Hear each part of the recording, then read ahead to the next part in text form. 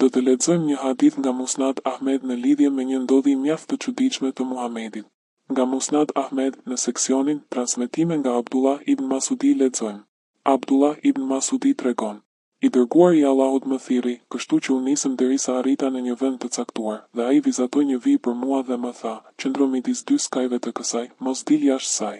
Nëse del jashtë saj, ka mbaruar për ty. Abdullahu tha: Dhe kështu qëndrova atje.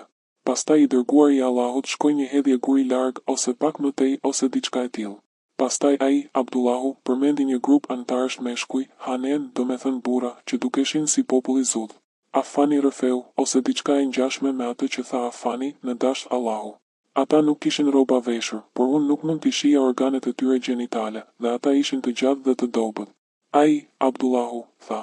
Dhe ata erdhen dhe filluan të hipnin, i arkabon, mbi të dërguarin e Allahut, dhe profeti i Allahut filloi të recitonte atyre. Dhe ata filluan të afroheshin dhe të përkuleshin rreth meje dhe të më pengonin, dhe unë u tmerrova shumë prej tyre, kështu që u ula, ose diçka e tillë. Dhe kur agoi agimi, ata filluan të largoheshin, ose diçka e tillë. Pastaj i dërguari i Allahut u kthye i raskapitur dhe me dhimbje, ose praktikisht me dhimbje, nga mënyra se si e kishin hipur. Ai tha: Vërtet jam i raskapitur, ose diçka e tillë. Pastaj i dërguari i Allahut e vuri kokën në prerin tim, ose diçka e tillë.